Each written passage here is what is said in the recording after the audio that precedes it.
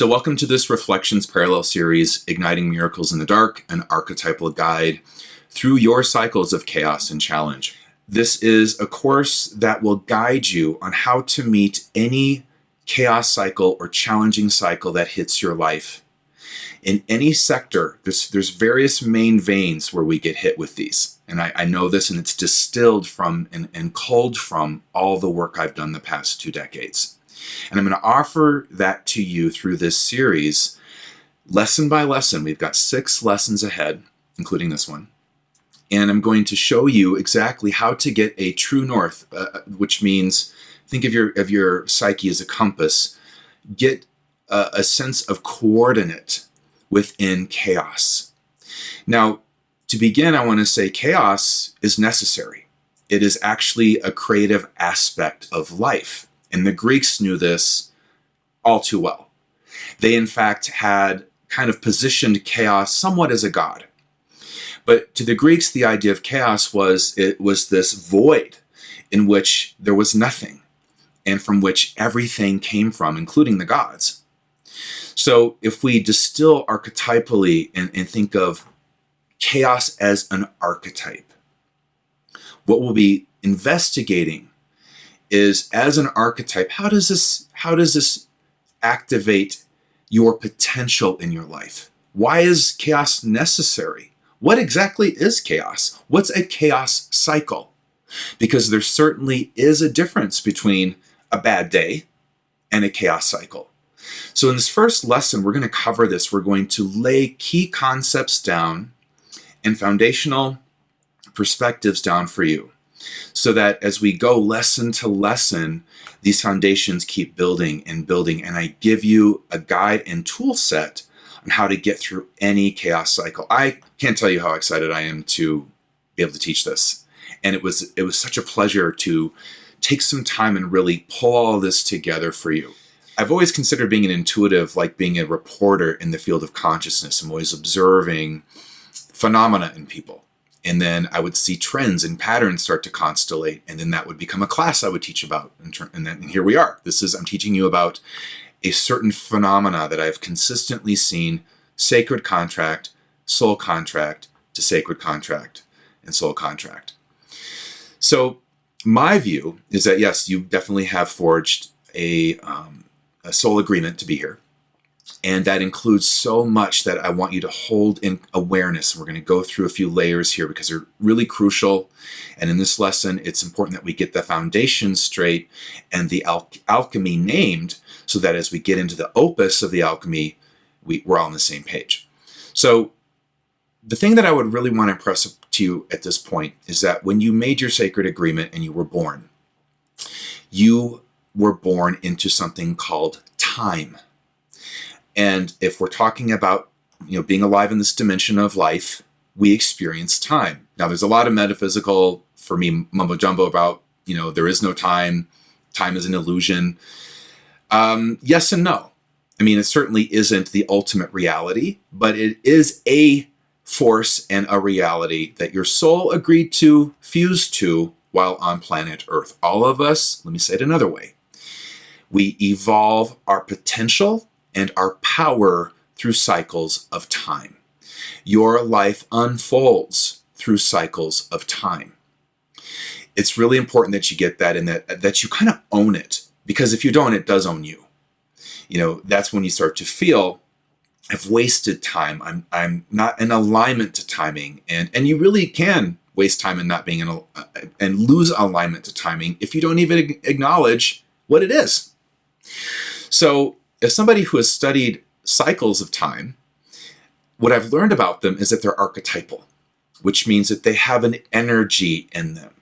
Let me just take a minute and let's define archetype, because it's a word we're going to use throughout every lesson. And we're going to get into what archetypal crews are. This constellation of archetypes that you're going to find in every chaos cycle that you want to activate, that activate even if you don't want them to activate.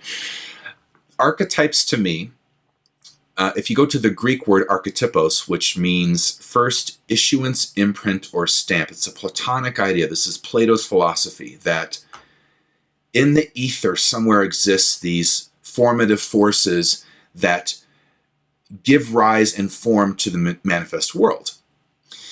And there's some truth to that. There are these energetic imprints, these sort of forces that give rise to things that we all know in our lives. So if I said the word beauty, that's an archetype. And we'd all relate to beauty in some way, or love, or God, or the divine. Or we could go, and these are massive tectonic kind of collective archetypes that I'm talking about right now. But we all live in an archetypal and quantum universe. It's just what's true. However, what's important to understand in terms of archetype is that it also breaks into different definitions, and I think they're all valid. An archetype can also be a way to name a pattern of behavior. So if you were to say someone is a bully, that's a pattern of behavior. It's an expression of something from that person that comes through a pattern that we call the bully. Excuse me. And you could go through all sorts of behaviors and all sorts of things and name patterns, and those are archetypes as well. Now, I'm going to teach you tonight about 4 different categories of archetypes that I've mapped in my work. And they're essential to understand when it comes to negotiating chaos cycles. For now, I want you to understand that archetypes connect with cycles of time and create archetypal cycles. It's like a pattern that kind of comes in and activates in the psychic weather of the earth. And it generates a certain energy, a certain manifestation, a certain, we say, zeitgeist or trend or cultural ethos. These are timed brilliantly. And that's where I would say astrology as an intuitive tool is excellent at mapping that kind of timing if you understand it from the realm of archetypes. Now, one of the things that does arise in archetypal cycles are cycles of chaos. So in Earth time and in Earth cycles, we have these energetic creative patterns that structure our lives. Those are cycles, they're archetypal cycles, and they're holographic, which means that they cross over every dimension of your life, of who you are, and of all of us. It's sort of like we're on this soup. This is, Carl Jung would say, the collective unconscious. I look at it as a holographic field in which exist different dimensions. So let me just riff around here for a minute to get you into what I'm trying to communicate and teach you about this for now. If I were to say, what is the psychic field like for a fundamentalist Christian? That would immediately download for most of us into our awareness as there's heaven or hell, there's only Jesus as a savior, and there's sin, and there's a lot of shame. You would know the dimensional reality through those archetypal coordinates. What if I went to a country like North Korea? We would all go, okay, well, the thing that runs that field, that holographic dimension, is a dictator. It's a very repressed people. They do not have a lot of freedom. We don't really know a lot about them. They're very secretive. They kill their own people. They starve them out. We know some things, right? So this is where we look at, wow, within the earth, within the world, there are many different dimensional realities. When a cycle of chaos hits your system, one of, if not the main thing it is intending to do is transition you in your life from one reality of potential that you've maxed out into another that you've yet to live or create. It is another way I could say this, and I will bring in some of this language through this entire series. It is the dark night process. That's what a dark night and the arc of a dark night is. And it typically is a cycle of chaos that initiates a dark night alchemy. So we're going to go into these layers in a minute, but I want you to understand something very crucial here. This isn't right or wrong. In fact, if we went back to the Greeks, they would welcome chaos because they understood that chaos is actually where anything new comes from, including something we're going to touch on in lesson 2, miracles. Miracles do not come from what you know. Of course they don't. They come from what you don't know. They come from the mystery of life, the mysterious forces, the mystical and mysterious forces of the divine. There's another field that miracles come from. So I want to position chaos as a positive, nourishing experience, as crazy as that might seem. And I'm not going to candy coat it and say that chaos cycles are fun. They usually really suck. So I'm keeping it real. I'm not trying to sell you on liking them, because I don't like them personally, you know what I mean?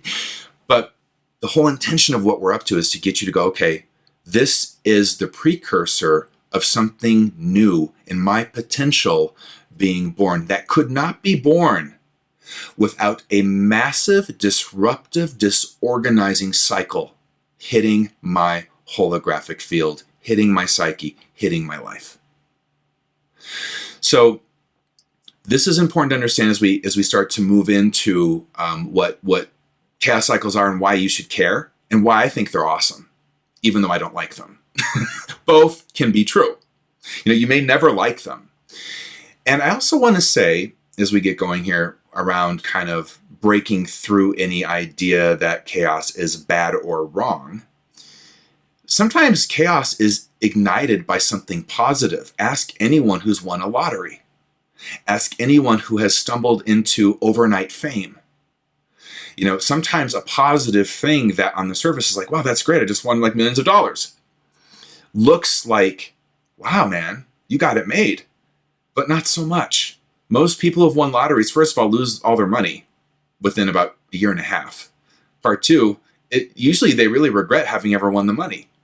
It's not all true for everybody, but because they're getting a power into their system through money and what it gives them in terms of choice and power that their system is not wired for. It's absolutely chaotic. Their system goes, I don't know what to do with this. I've got archetypes in me, patterns in me that run reality, and they're going to take that money and just blow up and run reality even bigger now. Now, that's a great point of extrapolation for you. Chaos is about empowerment into new choices, archetypal options in your creativity, and I would say new expressions of destiny and potential for your life. That's what it offers. What I'm going to guide you into is how to get through it as a co-creator, and how to, no matter what cycle hits you of chaos in the future or the ones you're in now, I'm going to show you how to be in this in an empowered way. I promise. That's my promise to you. And you will have this guide for the rest of your life. So let's talk about archetypes a little bit more. I want to kind of switch into my perspective of soul contracts and what archetypes are in the 4 categories. And let's lay some more foundations here before we get going into the 6 stages of a chaos cycle where I'm going to take you. So I've talked about what archetypes are. Patterns of behavior. Sometimes it's a energetic kind of weather pattern, if you will, of Earth. And in that sense, folks, it has nothing to do with you. When your soul fused to this dimension, there already were patterns managing and creating reality before you arrived. You simply fused your consciousness into them. And you have no say with these. These are what I call fate. This is, it's like a weather storm. You don't get to tell a weather storm, I'm kind of tired of you, and I'm banishing you away. It's going to go, okay, here's a little bolt of lightning for you. We don't get certain say with bigger forces like this. And on a soul level, however, let's remember, we made an agreement to engage and merge into them. So there's that meta level of archetypal energy. Now, let's talk about soul archetypes. In my work, I've realized that none of us arrives on this planet, although we are fusing to forces of fate. We're not arriving a blank slate. Somewhere in you, you feel, I know you do, that you arrived with certain forces of creation in you already. For me, I've always had the teacher archetype. I swear to God, I had it when I was like 6 months old. I was probably teaching my mother how to put a diaper on me. So I want you to take a minute and just, as I say, as we go through these archetypal categories, I want you to reference in yourself your truth with them. So when I say soul archetype, let me define it. That these are soul patterns. These are forces of grace in you, if you want to call them that. These are, perhaps one could say, the cumulative experiences of many lifetimes that have sort of anchored creative patterns in your soul's archive. These are just things that maybe were part of the essence that you are when, let's say, the cosmic Big Bang happened and your soul split from the monadic God soul and went off on its own little journey. You know, you got some pieces of things, forces in you. So just know that. I'm going to go into later some questions about how to identify them, but one of them, like I have the teacher. Someone might have they have a mothering soul. They have the mother. Someone might have the alchemist. They are constantly stepping into dark and turning it into light, lead into gold. Some have the healer as a soul archetype. So there's going to be exercises in the PDF guide for you to explore on how to get deeper into your own soul archetypes. But I want you for now just to take a minute and feel what might be one for you, and don't try to run it with your mind. A lot of times, other people will see that in you more than you can. How many times has someone come up and said to you, God, you're such a great counselor? And you have no idea why you're a great counselor. You know they're right. Maybe you don't even like that arc. You're like, yeah, I wish I wasn't, because people keep coming up in here trying to get advice, and I can't even keep my own life together. You know what I mean? Those are soul archetypes. Now let's move on to the next set of archetypes. And these are fate archetypes. Now I talked about bigger fate, right? Like we're stepping into these tectonic weather patterns of Earth, psychic weather patterns, and evolutionary cycles that are just far bigger than we are. But let's refine this to you. You also stepped into, let's say, archetypal dynamics that are much more micro than that macro. For example, let's start with a more macro archetype of culture and look at the micro manifestation in you. How about the archetype of patriarchy? That is a governing archetype for the most part of the entire world. This is a patriarchal world. It is a dominant world archetype that influences and informs how things are created here on this planet right now. How women relate to their own identities, how men relate to their own identities, and anyone else that's figuring out their gender fluidity, whatever. This pattern of patriarchy, while being macro, is absolutely micro for all of us. And you women know what I'm talking about, but I want to be clear here. Nobody really at a balanced level wins in patriarchy. Men don't. We get told we can't feel the feminine half of our psyche. We project that. We're supposed to project that onto a wife to do for us. So when you look at fated archetypes in your own psyche and field and soul contract, we're talking about dominant, formative, and often tribal archetypal patterns that you were born into per the world, per your culture, per society, and per your family. So, culture and patriarchy, one example. Now, I want to keep moving here to get the categories mapped for you. Let's go to the next category. And these are survival archetypes of adaptation. Many of you who are familiar with Carolyn's Sacred Contracts work know her 4 survival archetypes, and they slot in right here.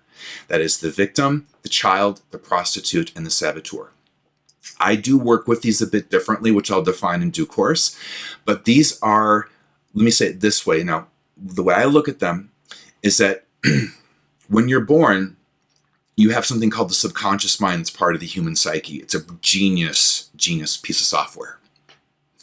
It's not as if there's some conscious awareness in the subconscious mind itself saying, good archetype, bad archetype. It just has this intuitive way of adapting patterns to help you survive. And the way I language it is it recruits an archetype to manage your safety, security, esteem, and survival. Let me give you an example. And so for me, this idea of survival archetypes of adaptation is far bigger than just 4. It goes much larger and is unique to each of our contracts. So let's look at one that is outside of Carolyn's 4 survival archetypes, but that I think is in everybody pretty much in this culture, for the most part. This could be me projecting, by the way, because it's certainly one of my archetypes. Let's look at this survival adaptation called the Perfectionist. Now, track with me. If we're in a shame-based culture where we're told we're not enough, there's something inherently wrong with us, we were screwed from the moment of birth because of original sin, which I just call original shame, your subconscious tracks that and goes, okay, this is a survival threat, this thing called shame. This means that in this life, in this world, in relationship to my parents, in relationship to the rest of my family, my society, my culture, I must negotiate this thing called shame. That tells me at birth there was something inherently already wrong with me. So if that's true, I'm very open to being abandoned, and that is the primal fear of the child archetype. I'm open to being abandoned, and I've got to figure out how I can position myself in certain ways so that no one abandons me, no one can judge me, no one can shame me. And hey, perfectionist, you look pretty good. Come on over here. Run my reality. Run my self-relationship. Run my relationship to my family. Hey, mom and dad, guess what? If I'm perfect, you can't judge me. And therefore, my likelihood that you're going to stick around just went up. If I'm the good girl or good boy, well, I'm probably not going to get abandoned. That sounds pretty good to me. Now, you're not thinking this at 3 years old, 2 years old, 4 years old. Your psyche just does it. Your subconscious just immediately recruits a pattern to manage your safety, security, esteem, and survival. That is a survival adaptation. That is an archetype. Archetypal survival adaptation. We all have them. And we're going to explore how these come online for renegotiation, oftentimes death and disintegration.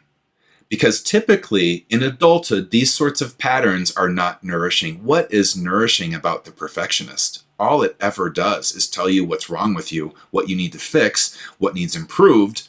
There's never a moment of self-appreciation. You're always going, well, I got to fix this. This isn't good enough. I'm not good enough. I'm still vulnerable to being judged. It's a wicked, violent archetype of self-relationship and relationship to life. That's an example of a survival archetype of adaptation. Now, the final category of archetypes is destiny archetypes. So, in connection to everything I just said, we've got soul archetypes we brought in, we got fate archetypes of the world and society and culture and family that we just got thrown into as souls that became part of our ways of seeing ourselves and forming identity. Then we've got survival adaptations that we created that are also archetypes that our subconscious recruited to get through childhood and this shame-based culture and God knows what else. And then destiny swoops in and says, I got more for you. Destiny archetypes are the X factors of grace of your potential for me. They become the most powerful developmental companions of your life. These archetypes say, okay, you had the perfectionist, I got something else for you. It's called how to love yourself unconditionally. And I'm going to recruit archetypes that support that. And that your greatest survival strategy and position of power is self-connection. So I will not tolerate something like the codependent, which is an archetype of self-disconnection. You disconnect from yourself to go run out into the world and manage everybody else to get back to your own safety and security and survival and esteem. Destiny archetypes say, oh, I've got something else called the interdependent. You game? It's new software. Try it out. And here's the thing I want to impress upon you at this point. You do not get rid of survival archetypes of adaptation. You don't get rid of archetypes of fate. And certainly I don't think you'd ever want to get rid of any archetypes of soul, but you couldn't anyway. What you do, and this is what cycles of chaos offer, is you deactivate them. And what I'm speaking of right here is mirrored in your own brain. So your own brain, this is Ask a neurologist. Ask someone who studies the brain. You don't actually get rid of neural pathways. What you do is you stop using certain ones and they kind of go dead. They deactivate. And then you make new ones. The old pathways are still there, but they start to get creaky and cobwebby and, they don't fire anymore. And that is, once you get through the 6 stages of chaos, where you end up. You end up in your destiny archetypes, the ones that your soul agreed to work with. And you end up now with these new pathways of potential. You're in new dimensions of possibility.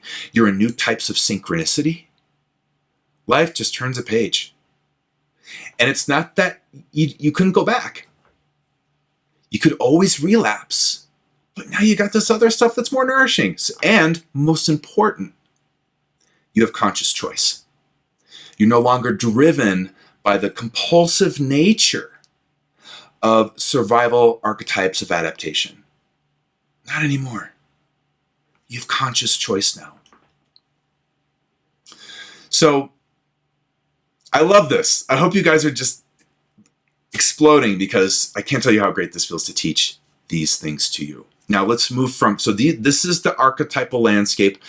We're going to go into some deeper places with this. I'm going to mention now, just to reinforce this a bit, because I know this might be new for some of you.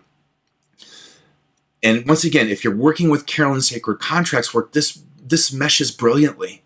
It just adds more dimension and more things to consider when you're working with that tool or that kind of structured learning she's created, which is so amazing. You got soul archetypes. Let me go through a few just to ground that a little bit more. You've got teacher, possible ones, teacher, healer. I would say one I love is the bodhisattva. That's a whole nother thing. I might get into that in a subsequent lesson. Alchemist, artist. Some people have that in their soul. They're just innately very creative. Mother. Some of you might have the humanitarian or the visionary in your soul. Just came in with you. You don't even know why it's there, but it's always been there. You've always had a capacity to see the bigger picture, care about humanity. Some of you might be natural lovers. You just love because it's what you do. It's just what's in you. Some of you might be, like I said earlier, incredible counselors or very empathic. You might have that empath archetype where you were born incredibly sensitive to the psychic fields of other people. You don't know why. It's just how you were wired. Now, fate archetypes. This probably needs a little more fleshing out because I feel like just naming patriarchy was a great start, but let's go into some other ones that you can consider. So how about the archetype of socialism and someone born into that kind of energy or culture? Democracy. That's also a fated archetype. I was born into that in the United States, or some kind of version of it, shall I say. And it's greatly informed how I could develop or what I could do as far as my destiny goes, or how I could express myself more freely or be in a society where we get a vote or a choice. What about the archetype of the dictator as a fate archetype? What if you were born, like I said, in North Korea with that archetype? How about this one? Christianity - Catholicism. That's an archetype, in as much as it is also a religion. And any of the religions slot in here as archetypes that imprint you. And if you were born into them, especially in a strong way, become absolutely part of your process and how you negotiate your reality, how you view the world, how much you can even perceive of the holographic nature of reality. Fated archetypes are massive and incredibly influential. One other one I would say, some people, let's flip this around a little bit. What if you're born into a family of healers? I've done many readings on people where they were born into a family of doctors or lawyers, entrepreneurs, and that just was sort of their fate. And sometimes it gets pressured onto them as an archetype they must follow, even if it's not really destined for them. What about liberalism or conservatism? If you were born into that energy as an archetype in a family, how did that shape or form you? Fundamentalism. So that hopefully gives you a little more dimension to those archetypes of fate. And let's look at some more survival adaptations. Survival archetypes of adaptation. Codependent, I mentioned that just a minute ago. Invisible child. What if your greatest subconscious recruit was as a child to stay invisible because it got you out of being beaten, criticized, it got you out of being a target. So your subconscious said, shh, don't say anything. Go in the corner. Just become invisible. What about the prostitute? You, and I'm not talking the sacred one. We'll get to her or him. I'm talking about the one that's selling for a quarter on the street corner and has no compass or moral backbone or sense of connection to oneself. You can be a prostitute and be absolutely connected to yourself. That's called the sacred prostitute. And it's a necessary thing for survival. But that shadow side, the shadow prostitute, what about the addict? That is a survival adaptation. Someone who does not know how to metabolize a trauma or gets it handed down to them in the psychic DNA fate of their family as a factor, as a pattern, because the whole family couldn't deal with trauma or emotional energy. So the addict says, well, my best thing to do is disincarnate from the moment where all of this pain is. That's all I got. So hopefully that gives you some more. I've listed some more in your PDF, and we'll probably go through more and more throughout the lessons. Now let's look at destiny archetypes. I love destiny archetypes. The entrepreneur. What if in this lifetime you were meant to learn how to become an entrepreneur? Now, destiny archetypes are not necessarily innately what you know at all. It's what you signed up to become, to explore in the mystery of your being. And they often rely on other archetypes in you from your soul. And also all of them, all the archetypes in your field, all the archetypes in your contract. But they lead to new ground. They lead to new potential. So entrepreneur, love rebel. What if one of the things you're meant to learn in this lifetime is how to love people and tell them to F off at the same time because they're standing on your foot and violating your boundaries? And that is not exclusive of being loving. You're a love rebel. Yeah, I'm going to rebel against injustice and things that violate the holism of people, including me, but I still love you. I love that archetype. It's one we definitely need these days. What about the artist? What if you were meant to work with more creativity this lifetime? Or the designer? Or you're meant to become more of a teacher? It's not an archetype that's, you're used to knowing. How about the mother or father or king or queen? You've got to learn how to own yourself as a king or queen in this lifetime. You signed up for it. You got to develop those muscles. You don't got them, but they're coming. What about the humanitarian? Now, stepping off of this into chaos cycles. Chaos cycles, their end game is to activate in you your destiny archetypes and to deactivate the archetypes in you that do not serve your holism and the potential you signed up to birth into this life. Let me say it another way. Chaos cycles, as we get ready to dive into the 6 stages here, just a little taste of what's coming. They seek to deactivate your history, not just your personal history, your cultural history perhaps, your ancestral history, the psychic DNA that you were born into, fused into when you were born per your soul sacred contract. Chaos cycles come and say, I am going to F this up. I'm going to disrupt. I'm going to collapse. I'm going to disintegrate and scatter the bits about of this whole system that you've been calling your life. Not because, I'm some mean God, but because this is getting in the way of you becoming what you signed up to be. So here we go. Oftentimes what happens in a chaos cycle is the dysfunctions of your life that have always been there, albeit perhaps you defined them as functional unconsciously or consciously, they're not. And a chaos cycle exposes that. Part of its disintegration and its intention is to say, look, this ain't working for you. This is not working for you. And as we get to the lessons on health or finances, or the ones ahead on ego identity and relationship, and everything that we're going to cover lesson to lesson to lesson, you're going to be looking at the parts of your life when a chaos cycle comes in. And if you will, the gods, your soul contract says, gig is up. This really hasn't been working for you for about 10 years or 20 years or since you were 5.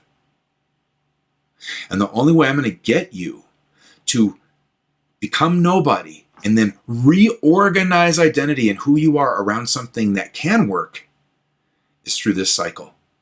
This is the genius of this course and what I want to impart to you. Sometimes whether or not a chaos cycle is chaotic for you, and you would even define it as a chaos cycle, depends on how your own system responds to the chaos coming in through the cycle. Let me say it another way. One of my intentions in guiding you through these lessons is to leave you at the end in such a place where the next chaos cycle that comes, it doesn't feel like the other ones did. In fact, you're not even sure if you'd call it a chaos cycle. Yeah, is there disorder? Is there disintegration, disruption? Yes, there is. But you have archetypal anchors that I'm going to give you to where you know exactly what's up, you know the alchemy at play, and you get to your dark night work and moving on. There can be an ordered way to work with the chaos cycle, paradoxically. And that's what we're going to learn. Thank you so much, everyone. I look forward to interacting with you on the Facebook group page, Reflections Parallel, or the Spiritual Direction page. I will see you all next week as we go into the next lesson. It's going to be lesson number 2, the chaos cycles of ego and identity. So much love. I can't wait. I'll see you then. Good night.